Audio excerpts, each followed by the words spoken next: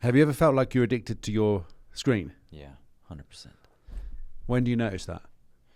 Do you notice it when you're on the toilet? Definitely do you ever, toilet. when you're sat on the toilet and you're like, man, I can't even be doing the most primal of things without checking Twitter? Oh, hang on a minute. Yeah, man. We forgot to just be bored. It's impossible now to be. We're amusing ourselves to death. All the time, man. All the time. When did that happen for you? Yeah, with the availability of social media on the phone. Having a smartphone. Smartphone, yeah.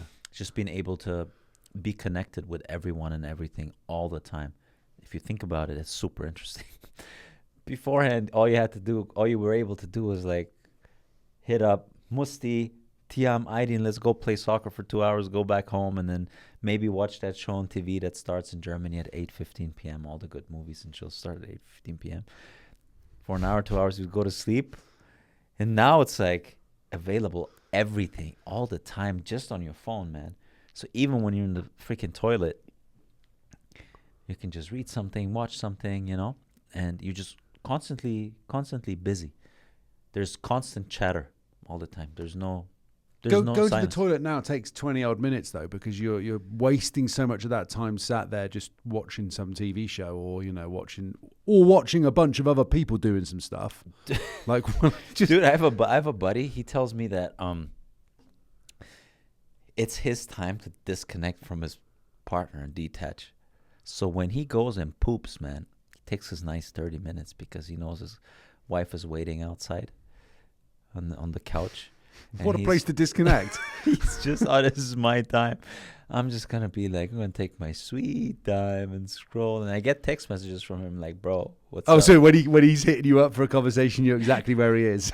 Exactly where Dude, you're on the toilet again. It's his time to disconnect from his personal life. I have a friend who says that he remembers when the internet used to be a place that you went to in one room of the house. Yes, 56K modem. Is that what it's called in English? 56K Yeah. modem. It's like, do. He says, I missed the time when... Yeah, exactly. I missed the time when the internet was in one room on one computer. Yeah, that was wild. Everyone was sharing the computer. I had to be very careful what you put on the computer. But now we're... that's the new sugar for us. Screen time. Which is absolutely mental. Hey, look, have a look in your phone right now. What's your screen time this week? How bad is it? I don't even know how to check this. Hey Siri, what's my screen time? Open the settings app, tap screen time. Okay, settings. Screen time. Whoa! Dude, this is horrific. Is it setting screen time? Monday was really bad. Sunday, not too bad. Down 36% from last week. Daily average, 8 hours. Yours is going to be less than that because you've been spending it with mum. How do I do this? Not now. Settings, screen time. Oh, it wasn't. Mine is not turned on. I didn't even know. Oh, dude, you're all right then. You're lucky. But I spend a lot of time on social media that I could be using otherwise. Dude, the thing with screen time that I notice is first of all, you go into autopilot. You're not even aware. Like you get into one reel after another habit. Reel was also one thing that roasted us even further. Like we were already addicted to the phone, but now the reels, these short clips, perfectly tailored to your subconscious. Pop, pop. Me soccer, a lot of soccer. Guys like shooting top bins. Next video comes. Or now I get these Sunday League videos where people foul people. They're like unfair. They kick each other and they want and it's entertaining. 30 minutes in, you just realize, dude, what happened, man? All right, so here you go. You're touching on something there. Entertainment. So what it is that we crave some constant level of entertainment. Like you said as well, we've forgotten how to be bored. All right, it's not necessarily boredom then. It's just we are constantly seeking something to keep ourselves engaged. Like we've lost the ability to actually just be quiet and sit with ourselves. There has to be some input. Yeah. That reminds me also of, for you to go on your hero's journey and fulfill your soul's desire and work towards your goals and your dreams, you have to give in and listen to yourself. You have to like be able to sit with your inner voice and declutter.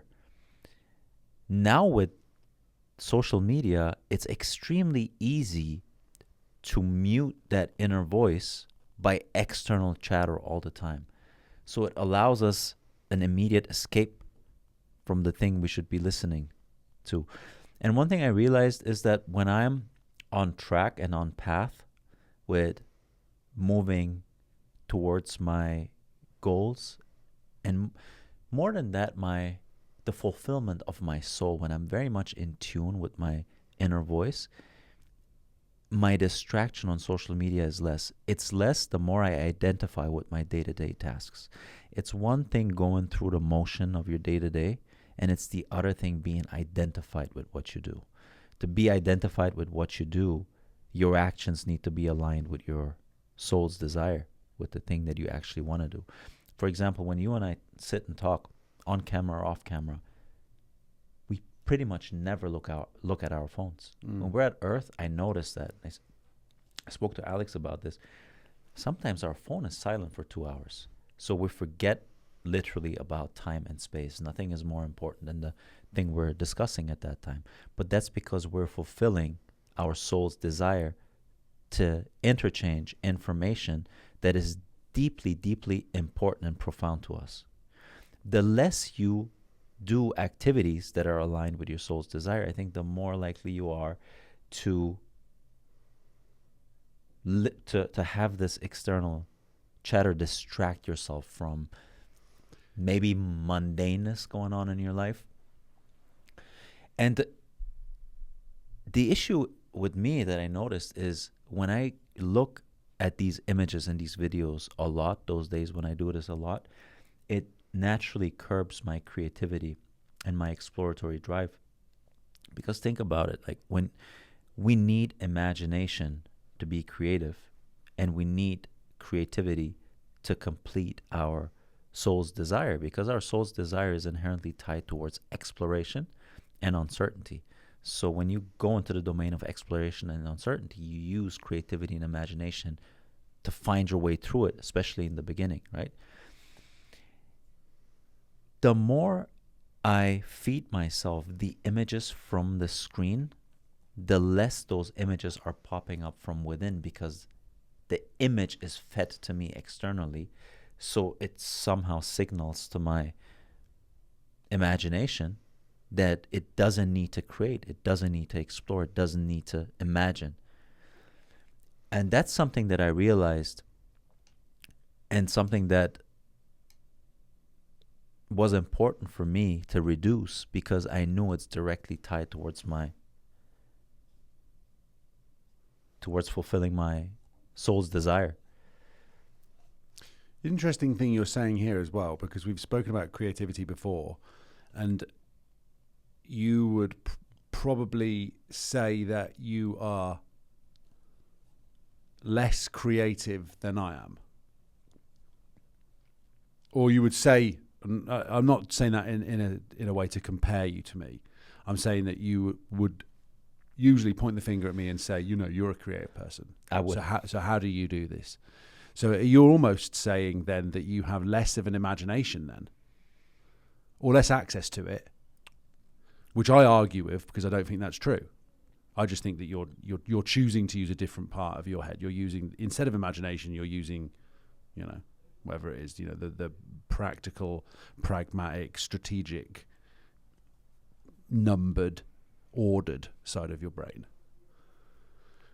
But perhaps that's because, again, maybe in some way through screen time or whatever else, you're essentially dulling your imagination by giving yourself all of that candy. Absolutely, man. I think it's a diet just like anything else. And it's something that can lead down a rabbit hole if you allow too much indulgence in it. Just like me with the chocolates on the weekend. Got to be careful with it, because otherwise, And I noticed, dude, it's the same thing. Like just what I said to you before. With another door opens up, so I'm there. Netflix. Also, Netflix is not enough while you're getting that hit, the dopamine and the sugar and everything. So I'm on my phone as well as the Netflix, you know? Yes. I'm thinking, I was just scrolling on Instagram. So I put that down, Netflix. Your attention, you can't even hold your attention. It's like eating pizza, chocolate, and drinking Coke at the same time. and it's like I just keep layering things on top of it, and then I'm like, oh yeah, I'll get that thing off of Amazon. You know, I'm ordering something, and then the TV's there, and I'm pausing that, then I'm like, oh, just go and get another chocolate biscuit. Yeah, dude, it's just chasing. Next thing. It's chasing short-term dopamine everywhere around you, immediately available. You know, it's unreal. It's unreal, man. At the same time, also though, social media, and specifically YouTube, has given me so much knowledge, things that I was interested in, access to people and ideas that then I was able to implement in my life. The fact that you and I started this was we saw people doing it, right? We tuned into a lot of these conversations. We saw a lot of reels about people speaking about that stuff. And we're like, oh, this would be cool. I could do that too. So like with everything, you can use it to serve you, or it can control you if you don't get a grip on it. And I think especially our time and age, we're now dancing between those two. In the beginning, everything was great. No one really cared about the negative effects of internet and social media. It was just, perfect. Everything is available all the time. And then the documentary came out on Netflix. What was it?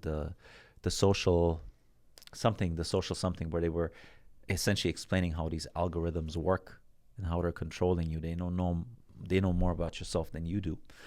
And then we sort of woke up to the risks attached to it, and now everyone kind of knows now you shouldn't be on social media too much. We're more aware of that, but we're still dancing between what can we do because it's useful.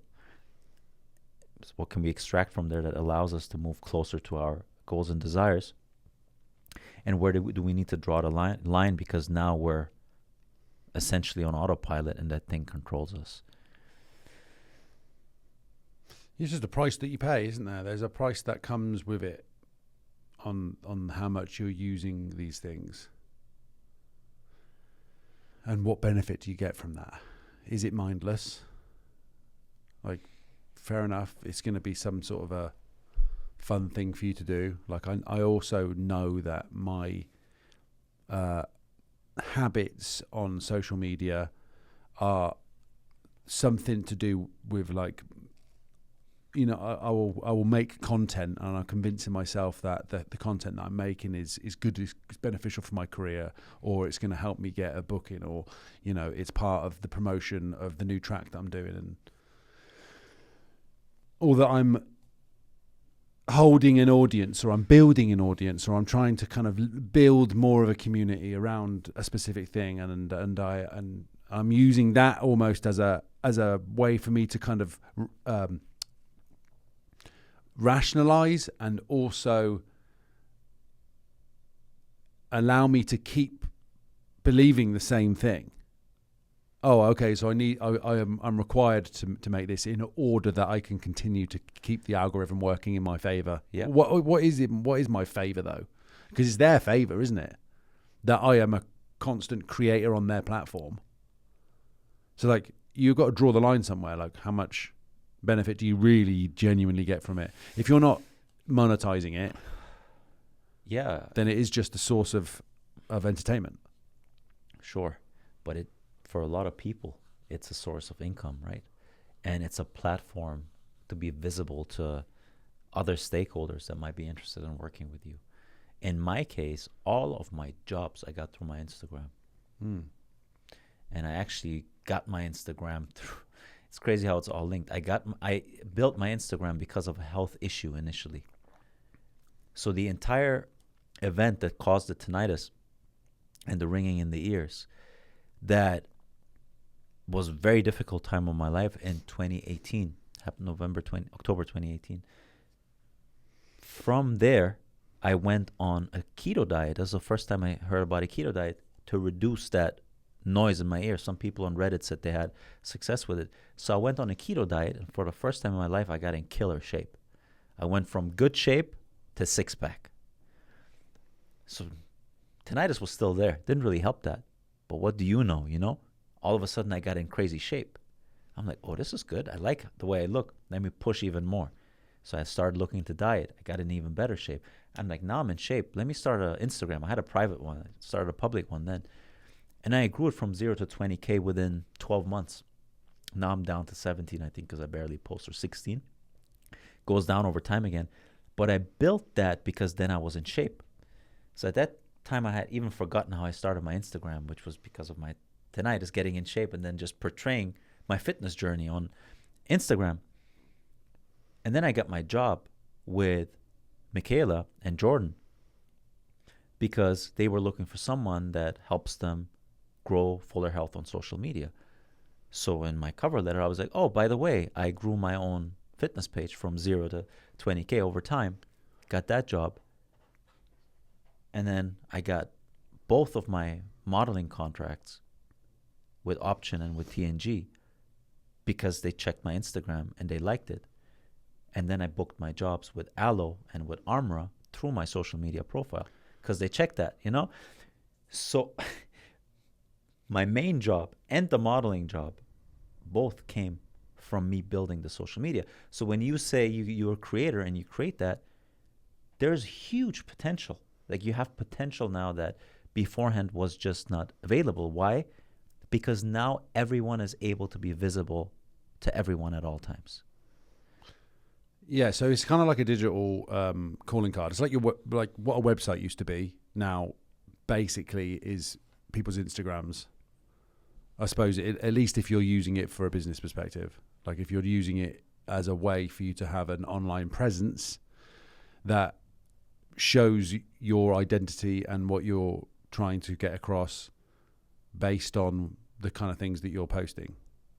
Like, this is my online identity, which is fine. And if you're an influencer, creator, brand ambassador, or whatever else, you're going to use that in order to promote yourself, market your business, market your product. And if the product's you, then fair enough.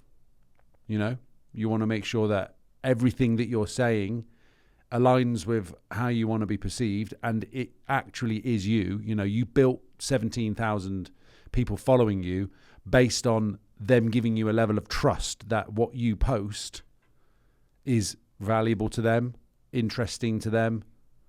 I mean, at some level, entertaining to them, I suppose.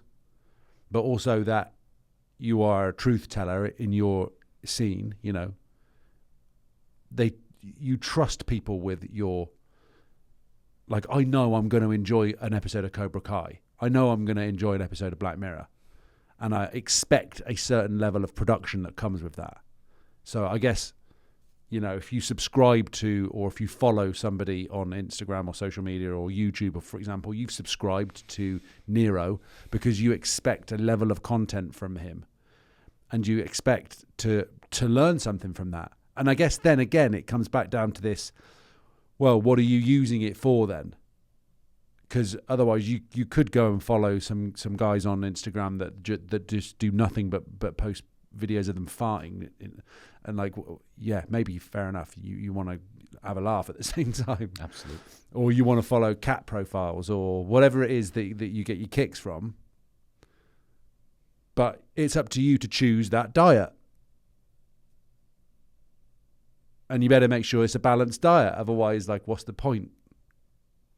Agreed. There can be a balance between entertainment and, growth.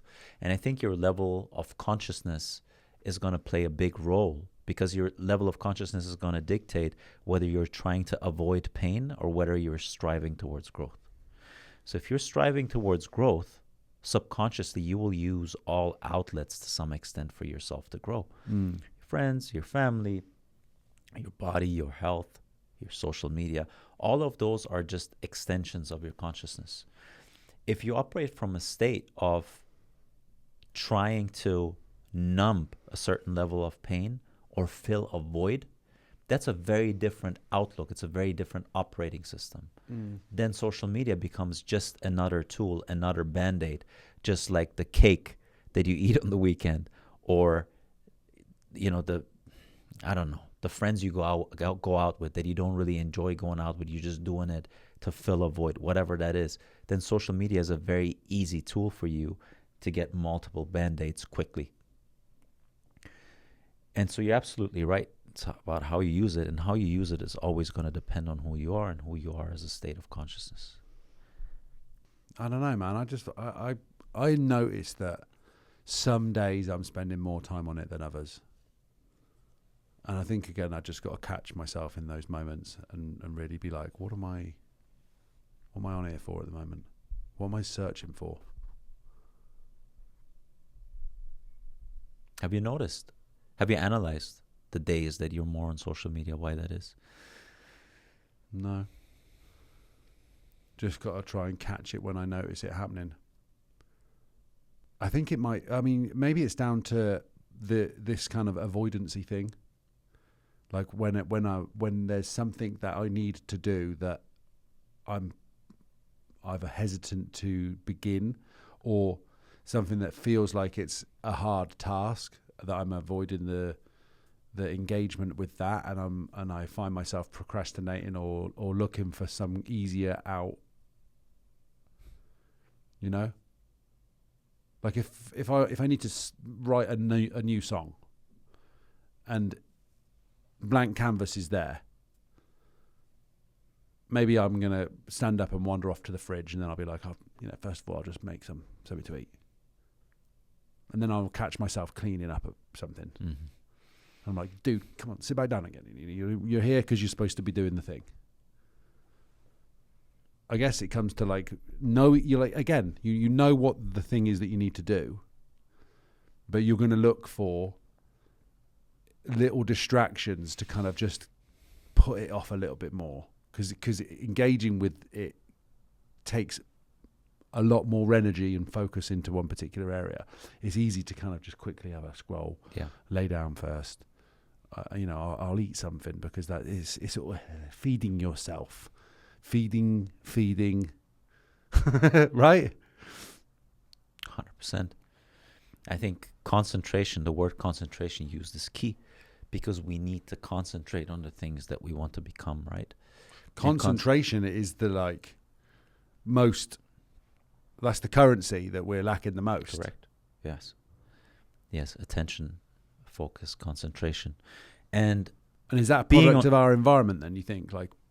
Well, concentration requires an effort from your end. It requires a channeling of energy and pinpointing that towards something and holding it there. So the act of concentration in itself is proactive. The act of participating in social media and scrolling is reactive.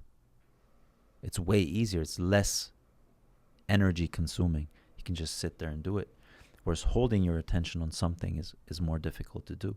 But it's also obviously the prerequisite for you to get to where you want to get.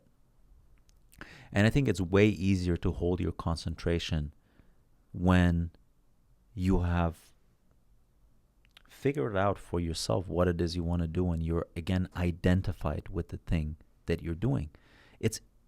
Everyone has something where they forget about time and space. Everyone has something they really enjoy doing. And you don't even realize that you're focusing or concentrating on it.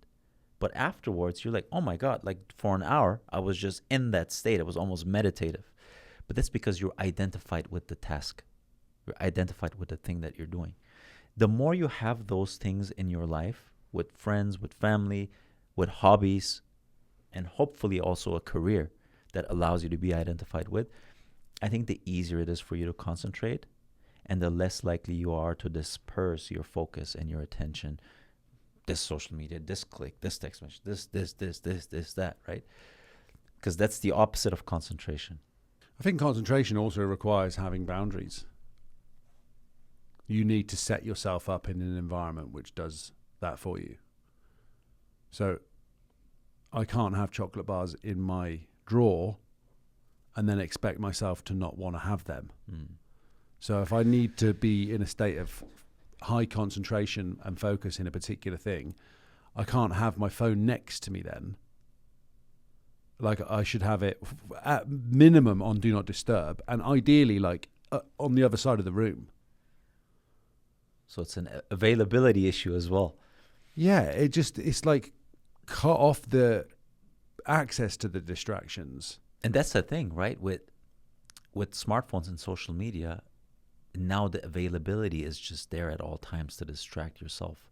Whereas beforehand, you could probably find things to distract yourself from doing the things you know you should be doing, but they were less interesting than social media. And now everything is videos, picture, it's audio, it's high definition.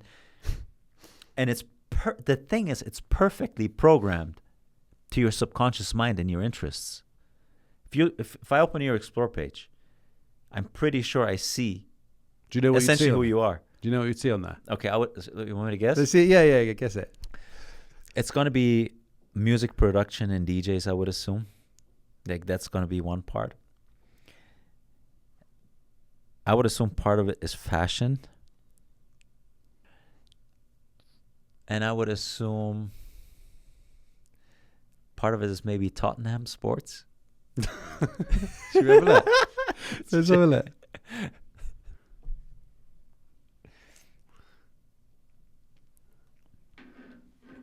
Read what you see. First one is DJ. Second one is something about HBO. Third one is Coachella. Third and fourth one is fashion combined with sports because it's jerseys. Yeah. The other one is some chick in a bikini. Oh, is it? Fair enough. And then At least you were sixth in the list, though. Nike, a lot of fashion, a lot of sports, and then covering multiple aspect ratios. So it's creativity, video production, White Lotus, TV shows. That was a good guess. Interesting. Yeah. Yeah, chick in a bikini, yeah. Yeah, football shirts. Yeah, that's basically me at the moment, I suppose.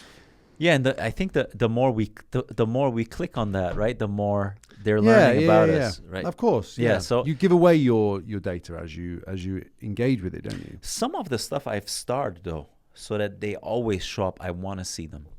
So some of them are like you have to curate Bible that. quotes, or some of them Neville's quotes, or some of them. Yeah, exactly. You curate that and you pick the bits and pieces that allow you to move forward. And when you realize that social media programs you, you could now feed that programming system the ingredients that you want implemented in your subconscious mind. That's probably a good exercise to do, just like when I was doing my curating my contacts on my phone, to go through and really actively be like, right, what do I need this for? What's going to really benefit me if in my off time I go and have a look and I get a bunch of positive motivation, creative imagery, you know, like you can really curate that Explore page so that you then come back being like, let's go. Yeah. It's difficult though, right? Because you have to click on certain topics several times for them to start, and then you have to disengage with the other topics for them to disappear. Or I think there's a setting where you can say, I'm not interested in this anymore. Yeah. So you have to, like you say, you have to be proactive about it. Yeah. And you have to like sort that out. But if you do that, it's very, very useful, because that can easily program your subconscious mind. So you might as well program your subconscious mind with the content that allows you to move forward. It's definitely directing you one way or another, isn't it? Absolutely is. What's yours? Cats, fashion, quotes.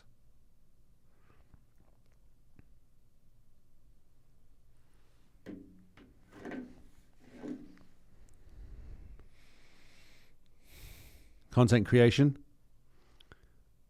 hair, football, Thierry Henry, Barcelona. some guy with a really, really tight top on. That can't be us. Must be a mistake. Yeah.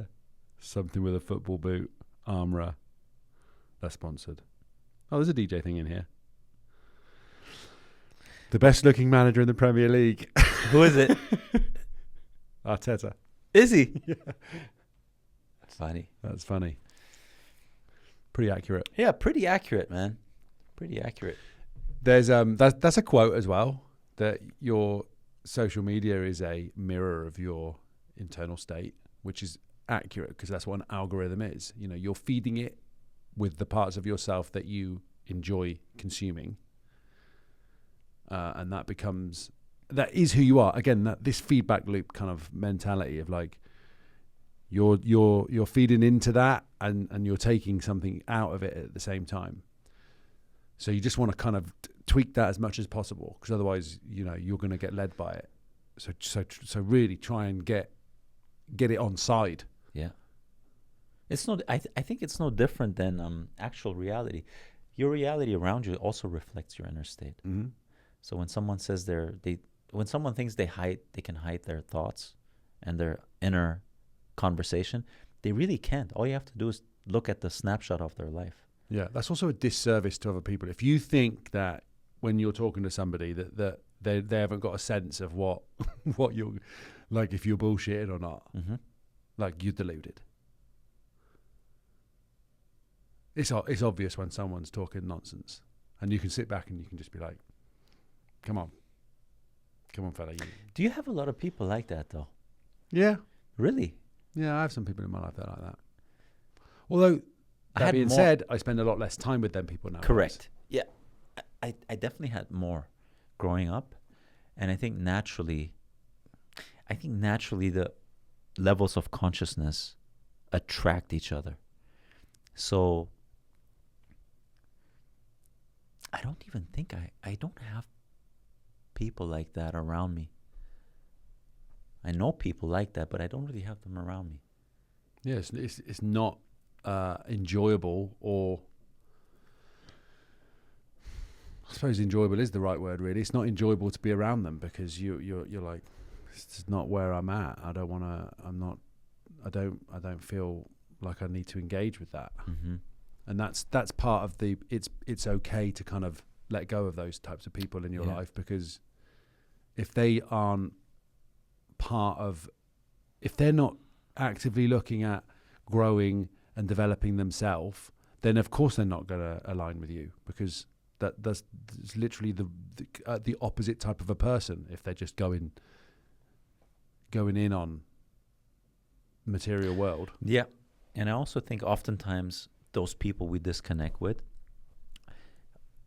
they're very useful because they also show you who and what you do not want to be. So you have to thank them for that as well. Mm-hmm. Because we reflect all the time, right? And we see in other people the qualities we also possess. Always. At Always. Every single moment. Always. Yep. And a lot of times it's just a reminder for you that, man, that's just not the path and the journey I want to be on. In terms of social media, dude, when the whole elections took place, people were deleting each other from social media. People that were friends before would terminate the friendships because, like, this person's voting this person's posting this, or the whole transgenderism, like those types of issues. Yeah. People really start fighting over that. So in that sense, also friendships are created or severed through social media now. Mm-hmm. Yeah, and there's a lot of virtue signaling going on social media.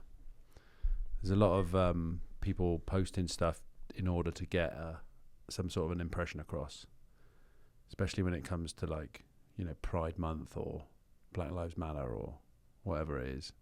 You know, they're posting something, they have no clue about it. They do it. They post something once a year, and the rest of the time they never mention it. So take things with a pinch of salt, I suppose. Yeah, that's the thing, right? A lot of times you meet someone in person that you've made an impression of on social media, and they're entirely different, positive or negative, a lot of times both ways. But the thing with social media is now it allows you to create a persona of yourself, a version of yourself that can absolutely be different to reality. So you can portray yourself in a way you want to be perceived as, but then you meet that person in real life. Like, bro, that's very different, man. Well, the interesting thing about this is that now, with the advent of AI versions, you can create an AI version of yourself. So you can teach and train a digital avatar version of yourself to be how you want to be and still not be that in real life.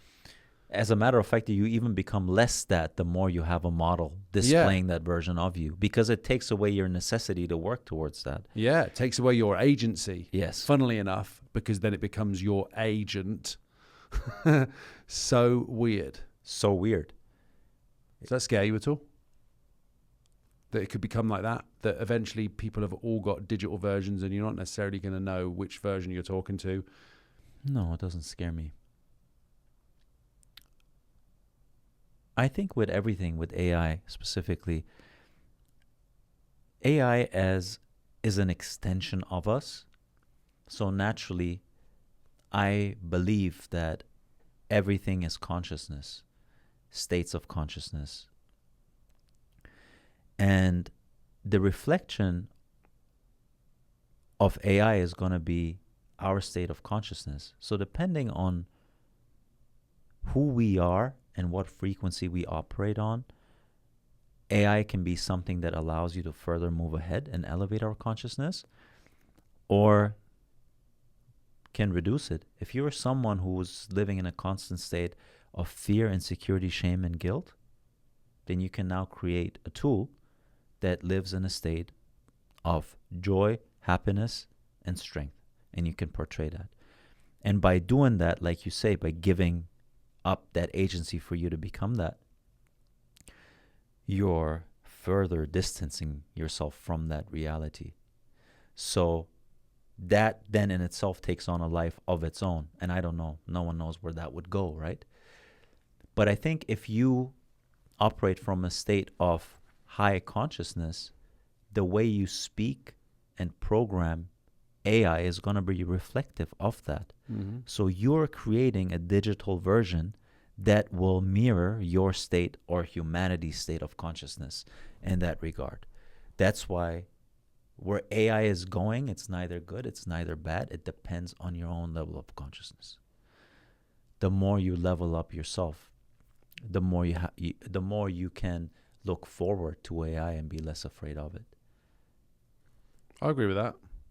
I think I'll just use, the parts of me that are the shadow self. I'll just crank them into GTA 6. And I'll just go raging on the streets. So, yeah. Just as drive through houses. I turn that off and it's just like, all good, back to the baptized mark. That's it, man. Yeah. It's funny with those kind of versions of ourselves. Like you create, I suppose to some degree, we're creating identities of ourselves across all these different domains all the time. Like who you are on a football pitch might be slightly different to who you are. Yeah, that's a good point. Yeah. It's different to who you are in a relationship. It's different to who you are as a son. It's different to who you are as a friend. It's different to who you are as a business partner. For always facets. It should, I suppose, overall the principles should be the same, though, shouldn't they? Should be the same, yeah. But there's slightly different versions of you. I've noticed that about myself when I switch from speaking English to speaking German, to speaking Farsi, to speaking Spanish. Every one of those versions is different. When I speak Spanish, I'm a bit more energetic in my speech, with a bit more rhythm, and my body language changes a little bit. I use my hands more. Doing a little bit of the salsa at the same time. That's it. And then when I speak German, I become a little bit more reserved. More stern. More stern. Farsi is a very poetic language, very melodic. So it's a little similar to when I speak Spanish. And then also when I speak with different business partners or people related to my jobs, depending on who I speak to, there's always a slight variation of my personality. yeah, the core is the same, but you kind of, when we interact, you bring a certain energy to the table and I bring a certain energy to the table. So those energies are dancing with one another. And then we create a coherent energy from which we then both operate. And that always takes a little bit of time. So I think we match each other in those energies as part of that interaction. Mm-hmm. That's why it's so important who you surround yourself with. Yes, at I all agree. levels. Yeah, I see where you're going with that. Yeah. Yeah, because you can also be around people that bring up other elements within yourself that may not align with where you're trying to head. Correct. I mean, just think about a conversation you have with someone who's always down. Yeah. Like, you're a positive guy. You're very upbeat, energetic. You think positively. You assume responsibility for everything. Never point a finger outwardly. Now, when you meet someone who's like, he sucks, she sucks, they said this, they didn't pay me, life is unfair. Whether you want it or not, when you interact with that, it will have an impact on your energy levels. And now when I think about this with social media, the ideas and the concepts that you interact with on social media, obviously, they're all energy too. Mm-hmm. So they're going to affect you as well. When you listen to someone on social media who says, assume responsibility, you're the only person that's responsible for your own well-being and your own fate. Versus someone's like, they're all out there to get you. You're a dark-haired Middle Eastern man in the United States. You'll never get opportunities the way that other people do. So obviously, both of those are going to affect you as well, right? So that's why it's also important to view social media just as an extension of all your other networks and choose carefully who your friends are on social media, both in terms of people and topics. Because ultimately, you'll absorb that, whether you want it or not. Yeah. So you are a product of what you consume. You're just less so than you are a product of your environment, because you are co-creating your environment through the product that you consume. So, it makes me think of conspiracy theorists. It makes me think of people who are like, it's right, fair enough. Have some level of skepticism with things. Yeah. Do your own research is what I'm really getting at there. Don't accept the first thing that comes to mind. Don't just go to Google and type something in and then see what the AI spits out. We had a conversation about this the other day. Like, you've got to see what is said and then go deeper. Even with DeepSeek's not enough. Multiple sources. Talk to people. Make your own mind up. And then also think about it and see how that applies in your own life and how that maps into your own experiences, and does that make sense or not? Mm-hmm. Then you'll figure that out very quickly. But just taking that information without assimilating it, it just means you're accepting an external piece of information. It's the same, like the sheep. You're just being led. Exactly, man. It's like some thought leader telling you something and you're not thinking about it. You're just accepting it. It's just a different form of doing that, right? So the big part of it is always take that piece of information and think it through and see how it aligns with where you want to go, with where you went. And if it makes sense, absorb it. And then as the next part of that is applying it and becoming it. It's not enough to just read, man. It's not enough to just make facts. Abstract sense of it. Abstract sense and theoretical knowledge is a great gateway to starting to become that. But if you don't become that, it's more in vanity than anything else. Yeah, then you're just a planner and you have to absolutely be using it, applying it, and executing it. Yeah. In your day-to-days, in your interactions, in your conversations, in your relationship, in your career. Otherwise, it's just information.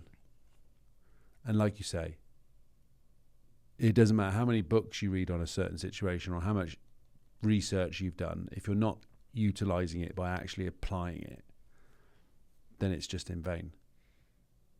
And you won't really feel confident in that information either. Because the moment someone asks you something about it and you haven't assimilated that and absorbed that, it's like a house of cards that falls apart. Well, you have no experience there. Yeah. So you haven't built any conviction, because you can't build conviction without having experienced it in real life. Otherwise, it's just still theory. Yes. And real life can be both through experiences and physical action, but it can also just be with thinking it through, like sitting with an idea and thinking about it and how it relates, for example, to your past. That's assimilating information as well. Then you become that, you absorb that, you know?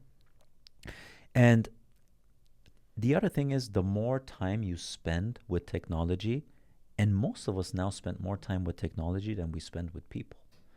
As a matter of fact, I would say most people are spending more time with technology than with their own thoughts. That's what's interesting about this ChatGPT thing that I was even referencing before we started this, that you would ask something that you've only been talking to for, I don't know, a year or so, to pick out your flaws. Tell me the 5 biggest gaps. How about you sit with yourself for a bit and figure that out? Like, you know what they are. Yeah. You don't need a ChatGPT to tell you that. I mean, yeah, it's a fun little exercise to do, and maybe it highlights some stuff, but I bet you read that and go, yeah, that's me. Of course it is, mate. You've been asking it the questions in the first place. You spend a lot of time with it too. Yeah. Like, you're the average of the 5 people you spend your most time with. You're the average of the opinions of the 5 most viewed channels or types of content that you consume every day. If you spend more time on social media than you spend with people, replace the average of the closest 5 people around you with the average of the 5 biggest topics and opinions you consume all day. You are your explore page. F that. Yeah, so you want to... I'm a bikini wearing, football shirt wearing. No, bro. You just appreciate beauty in all forms. True that. Yeah, if you don't like your explore page, and you are your explore page, rewrite your explore page. Yeah, that's a good point. And then the other thing is, the less you allow yourself to be on social... So the first thing is, curate your social media in a way that allows you to move ahead. Make sure your explore page resembles who you want to become. Not the things you already think you know are true, because those are two very different things.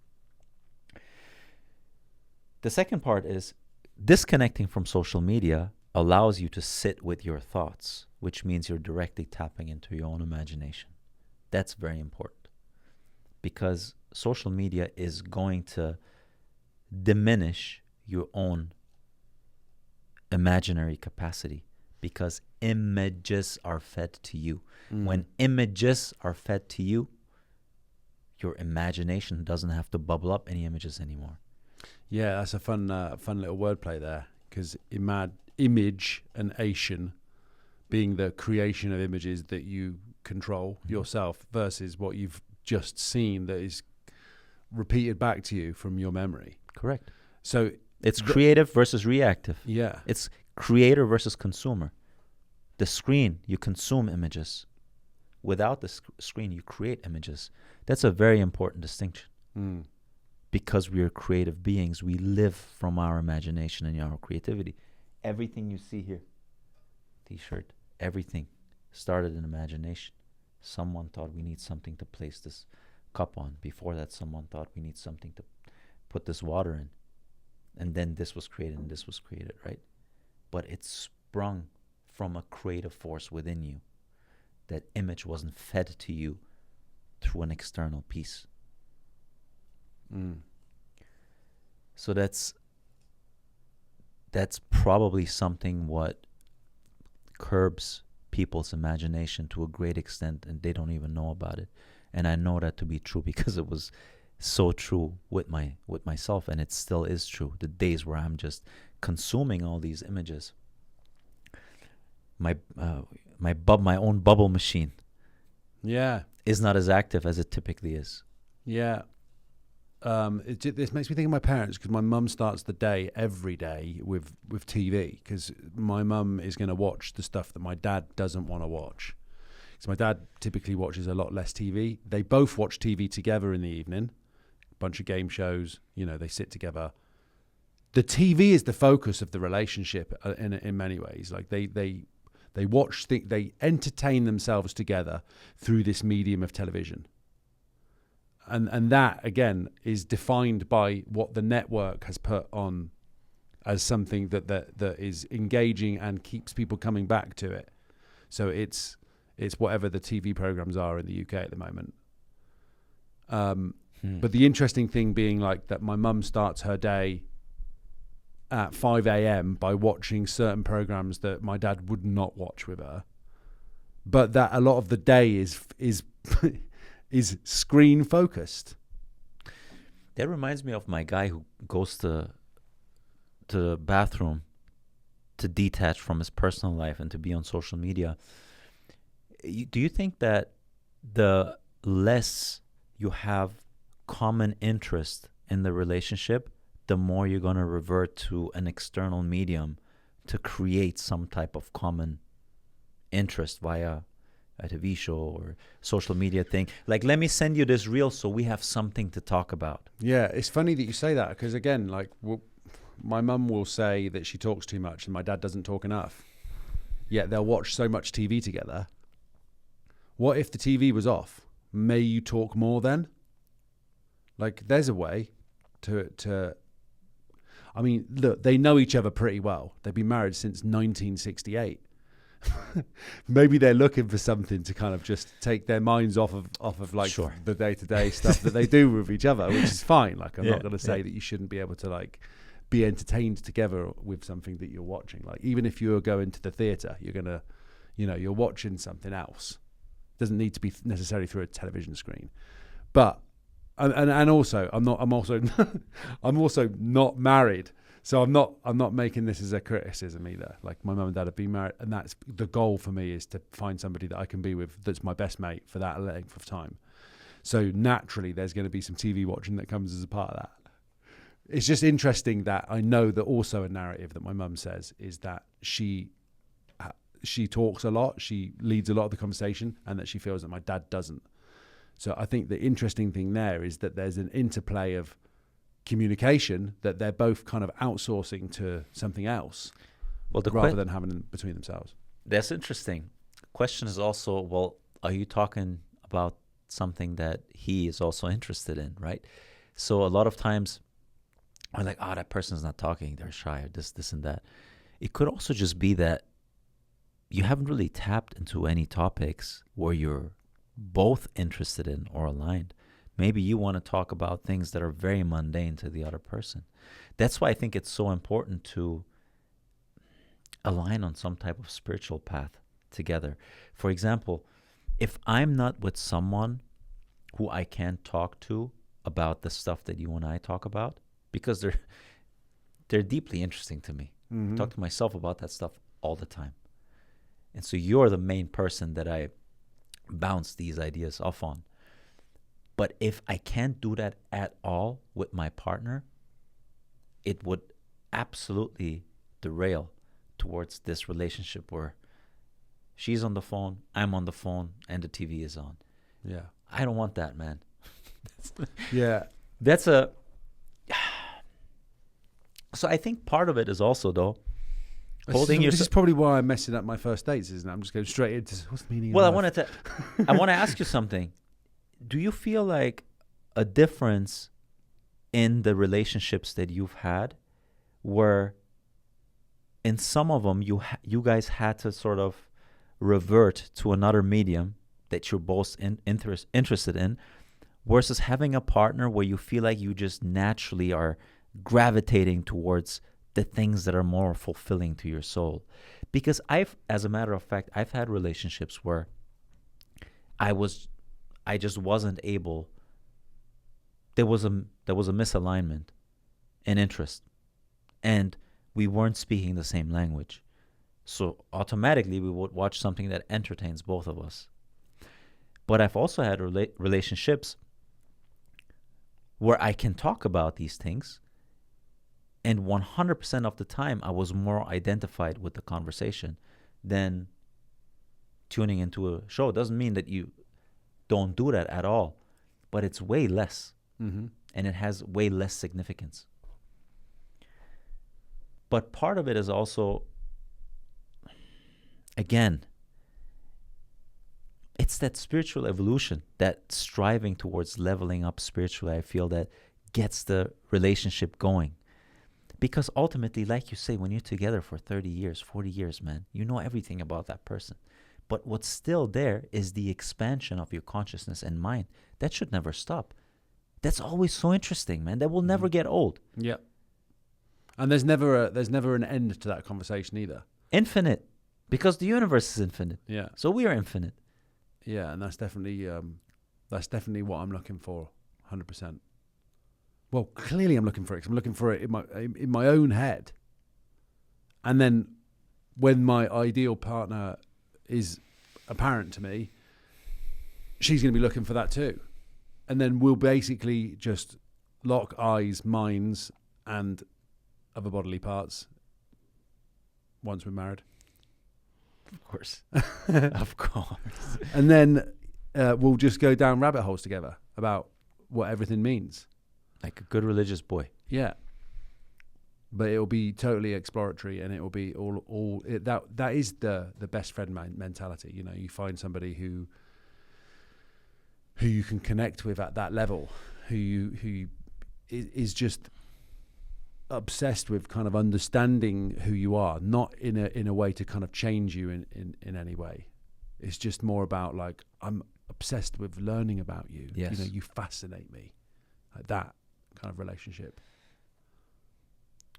And do you think you will meet that person on social media? Because to bring it back to our topic, right? Maybe.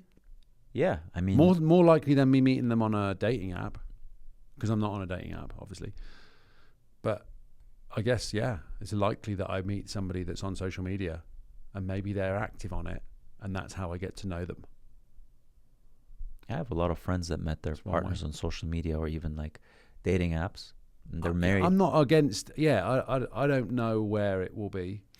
Yeah, so I guess. Or I meet them through fitness or something, because that's likely that seems like a natural kind of path for me to meet somebody who's bang into like that side of like really chiseling themselves in that way physically, because I think that they naturally align with doing the same thing up here. Yeah, those running clubs are now big dating portals. I don't know if you heard of that. Yeah, a lot of these running clubs, people meet in person. It's a nice thing, man. They share the same activity. You already know that person is into being active, and and you got. Yeah, I mean, if you're somebody that gets up and goes running every morning, you're gonna have to find someone that gets that. Yeah, because it is a bit. I mean, it's obsessive. You have to find someone that matches your obsessive, in whatever area that is. I'm obsessive in a few areas, definitely. For a partner, they're going to have to get it. And I think it's important to also be aware of how you value all of these different areas of your life and how that relates to having a partner, finding the partner, because it's somewhat unrealistic to expect from that partner to be aligned with your interests across all these different domains. No, right? you won't. Yeah, So, you're not going to find an absolute mirror image of you. You don't want that. You want them to fit the gaps, kind of thing, so that they're like this. So yes, exactly. And then that for me, it also required to structure what things I can't live without, and what things are okay because I can get those with friends, for example. So something I can't do without is not being able to speak about religion or spirituality with my partner. That's something non-negotiable. The second part is to be aligned in terms of health. Eating decently, not eating microwavable food all the times. Hopefully also, working out, being aligned there. But for example, when it comes to topics of business that I'm interested in, I don't need that from my partner. Like, that's something that doesn't have that level of importance that I have to share it with them, And I also know that I have friends around me. I curate my network of people so that I can fulfill my interests with different people. So I have my partner for these things that I can talk to. I have you to speak about spirituality, speak about sports, speak about fashion, speak about supplements. Then I might have someone else to speak about business, right?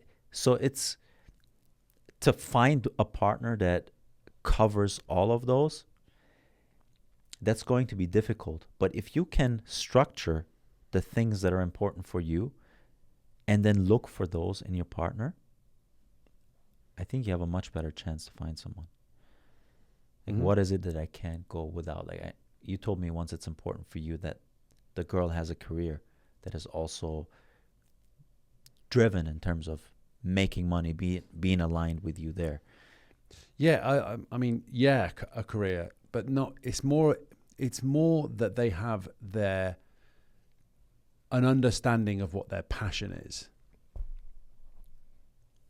Like, I want somebody who shares that drive for something that they absolutely love, that's outside of me, because obviously she's going to love me, but then they have to have the thing that they love doing, that they're chasing for themselves, and I want to help encourage and support that in them. I want to help them build that. That's what the partnership, the perfect partnership for me is. That we're coexisting to help each other keep building the thing together. Co-creators. Those are the most powerful relationships. Bro, I'm obsessed with that. I can't wait to be in that relationship. And I was kind of trying to do that a little bit with my last relationship. I really was it. I enjoy that process too. I like to see people succeed at things. I like to see the passion put to use and then executing and it working. I like that. That's an upward spiral. Mm-hmm. I get a lot of satisfaction from seeing and helping in that process. And I honestly pat myself on the back. I think I'm good at that. I think I'm good at seeing that and helping. Okay, well, we could, because I'm meticulous. So I'm like, we could tweak that there, we could tweak that there. And I like to try and stay open with it too. Well, more than those, you are all of those, but more than those, you're confident and you're genuinely coming from a place of love where you would want your partner to develop wings. You don't want to keep them small. Mm-hmm. You want them to grow. You're not with them to control them and have power over them. You want to empower them. So what you need is also a partner that is confident and that wants the same thing for you. Because otherwise, what happens oftentimes is you don't want your partner, people don't want their partner to level up because it poses a threat to the person's security of keeping that partner. So you try to keep them small. So every time you feel like your partner is keeping you small, that's an indicator probably of that person operating from a certain type of insecurity. And the same way around. The same way, if you feel like that there's a career opportunity or some opportunity for your partner to level up, and your initial instinct is to cap that and sever that as quickly as possible, that's your own insecurity. You're trying to keep them in a box. Because you're afraid when they get out of that box that you don't have that control over them anymore, and they might leave you or they might have power over you. And because you're insecure to some extent, you try to keep them small. So you're looking for a very confident person that is also caring and loving, and that's also on a spiritual or religious path, because that also assumes that what you do for other people, the good you do for other people, you're also doing for yourself to some extent. So it's a bundle of all of those. And then you're going to be in a very beautiful relationship, man, because neither one of the two are operating from a place of fear and scarcity, but they're operating from a place of creation and abundance also to some extent. And they're embracing that level of exploration and growth. and they're not using their fear and the rational mind of, oh, what if, to keep that other person small. They're just letting them grow because they inherently know that's the right thing to do. I've always kind of been attracted to like hippie girls a little bit, like for that reason, because they're kind of a bit more carefree with the limits that they place on themselves. Like they don't have any limits that they place on themselves. It's kind of just like, you know, free flowing. And I've always been drawn to that because I'm like, that's how it should be. Yeah. Do you feel Alex is a little bit like that? Like not so much. Do you know what I mean by that? Yes, she is. And I think the one thing that I had to also make sure of, though, is when you are with someone that is a free spirit and a free soul, I, as a partner, still want that level of commitment, respect, and consideration, I think is the right word, from the partner towards me and vice versa.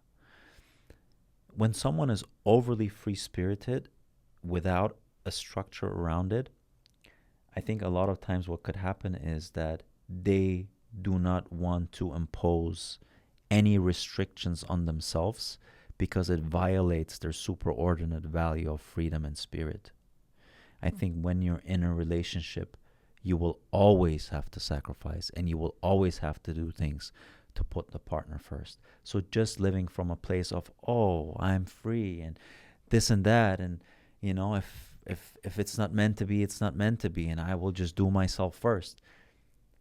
That's not how a relationship and commitment works.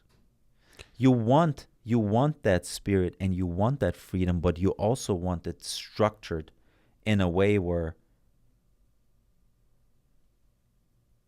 essentially you want to put your partner first and the partner wants to put you first. Yeah, the free-spiritedness has to extend to the oneness of the relationship then, not just be, I'm free-spirited and you have to put up with that. Correct. It then becomes like, we're free-spirited and you get to go on that adventure together. Correct. And I think pure free-spiritedness without any structure, that's a lost spirit. Mm-hmm. I think you need both. Pure structure without spirit and imagination is also going to get you only so far because you're going to max out on your structure and your rational mind. Yeah. You need that spirit and you need that exploration and that game-like mentality to level up and to go places you've never been. But you need the interplay of those two. Either one of those is going to tilt towards one extreme, neither of which are good. Yeah, and that ties almost back into the social media. We're not algorithms. We're dynamic creatures. We're organisms, not algorithms. Correct. And there's an opportunity to kind of, you can go one way and you go too much into that zone, but you can also be too free-spirited and just be completely, going nuts the other way. It's got to be an interplay of those two things. Like you say, with every relationship, there's a level of compromise that is met because you've got two people that are becoming one. So that you have to match and meet in the middle somehow and then understand and respect and appreciate each other's viewpoints because you're both aiming for the same thing, which is union. Within those relative constraints, then life can absolutely rip. Because then you go to the moon together. There's also a beauty in putting someone else first. It feels good. Mm-hmm. Like if you're like, dude, you've been working all day. Let me make sure when you come home that the things you like in the fridge are there. Or that I put on the show that I always know you like to watch.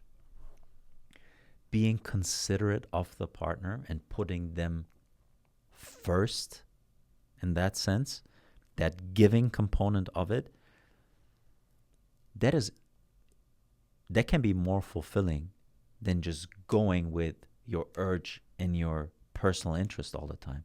There is a beauty in that. And if you have a partner that does the same thing with you, Oh, let me take the bag. Oh, no, I'll have it. Okay, then I'll do this. Let me do this. Let me go to cooking. Okay, then I'll just make sure I'll get the groceries there. It's like you're putting each other first. You're giving it becomes yourself silly to, almost, doesn't it? Well, Oh, you're no, giving- hang up. No, you hang up. It's like Well, there is a beautiful component to giving in the relationship when it's reciprocated. And then you're, like you say, you're growing together. because because if you were to see each other like plants, you're watering each other. So you're growing through what you give to the other person, through what you can provide for them. You're helping them grow and vice versa. And that's beautiful. It's the best thing. This is another relationship episode, bro. She's out there somewhere. She definitely is, man. Yeah, man. All right, bro. Cheers, bro. Cheers. Let's go win this game. Let's go.